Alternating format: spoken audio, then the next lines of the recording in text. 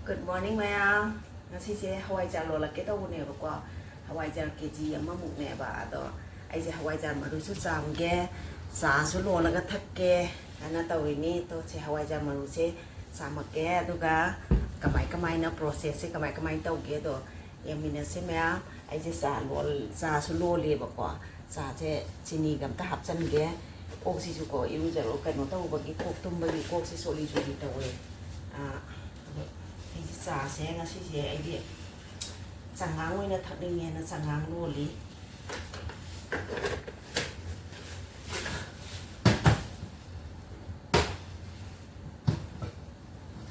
quỷ đen nó xài để cái sa sẽ hào cái hào này xem để phải quỷ nó xấu này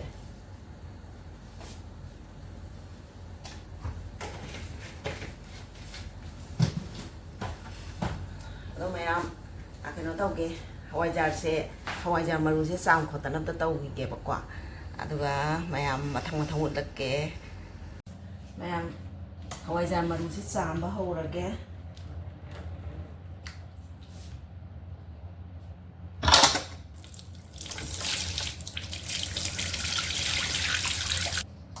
sida ta haidara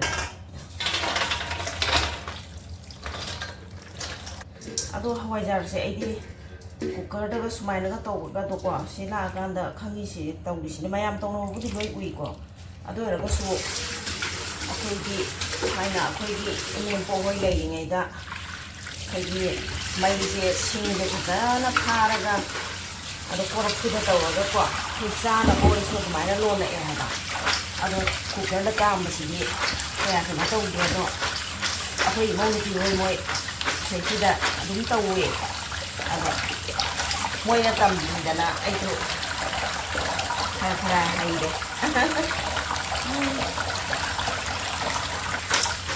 si sa ba ju kui do la di ro ai tre ni khara phajara sam di de yam loi re sam ba di to smain tau re yam phajana di sam me yeng se makhata nam mu sa je khara thalop na hai ra ge yam Cinta breakfast tau san gi ge aduga mu pula age ko yang hawaijar maru se hapsal lage cooker se to si da lop ta lage hawaijar se loin tau se tang yam dong ma le ani rak thok na tau ra ke tau bane me mahi se ha pa ge mahi gi sang se ko matung ge khang na ba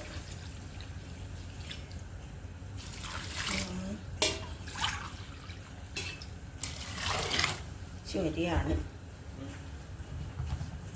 Tanggal lagi, soybean ngambil tadi ko. Yang segi cooker mathak si kan tahu. Tahu ko tang tisan ge, horen nap tanah ba, mak kari grasi.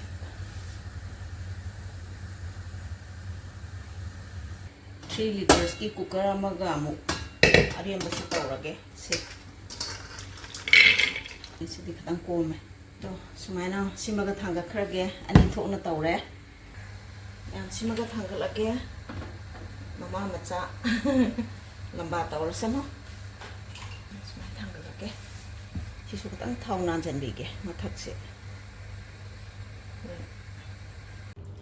mayam hawaijar thang di thangga khre ado pung ba ta da ba ni tara mu wali nge de ne ko aina hawaijar thang ani se ado pung kaya no aina lon do se yeng se maya ismaina si taw na tha ba si ma ne ko si aina hawaijar lo la ga ko isinga cham ba da nga ta ne su ri se han ba phi da ye dum hawaijar lon ba gi adum thang ra ba ne ismaina phadi macha ani ba ismaina si tang musa da photo ke phajana di yo ma ga tham ba ne ba ko ado si tang photo ke to mayam sumaina ko magi maisa hit sidang hatang sumaina ngasai hawaijar yom na ba kan sing se tawel sing se sumaina hatang photo pi re mayam ising asa ba loi ready thamme o ma ga thamme pung ani se o ma ga thamme to ko. Mahihiya hanto ba? Okay, mayam thariye sumaina. Kamsi mathak sida. Amamam yoma. Mayam sumaina phi je thamme ko. Yahijalage.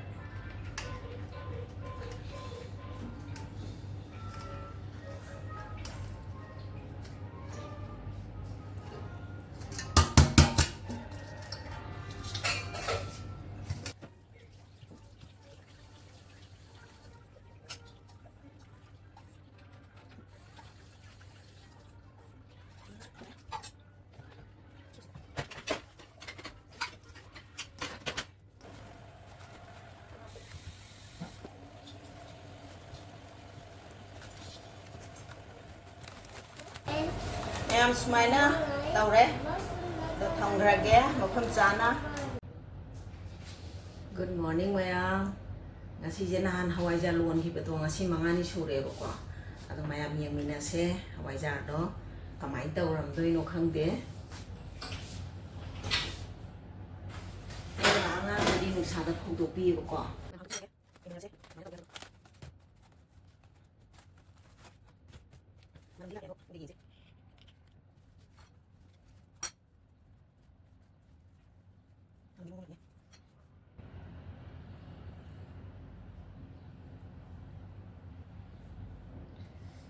Manamdi fajare. Mayam yango. Kamai tau no khangdre. Yeng si ko maya. To. Ayo. Kamai tau. Ta kre. Kamai tau ve. Mayam hawaijar kai ba loi de. Ai sing si hawaijar kai doi ne dra. Asai dagi sa bok thak tagai ko.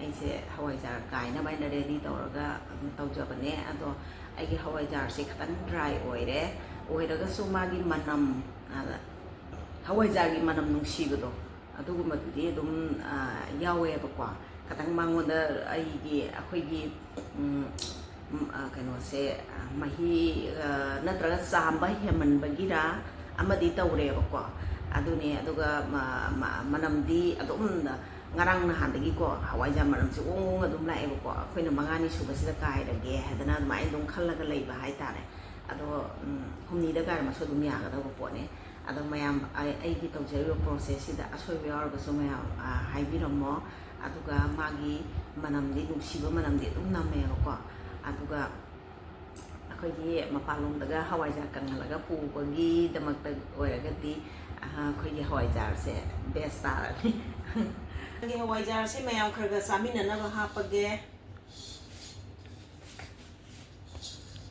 Lore packing to lore si mayam le na ba koi family kharga samina rani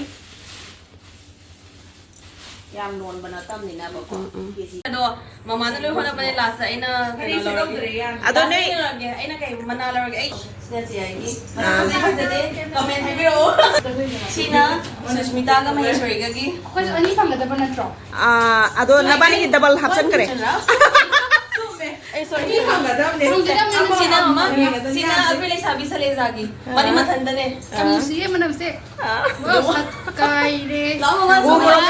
umuro ka melo umuro ka ito bigi dress na sina mayam gi ito bigi hawaijar sige lore secretary ne president dia ini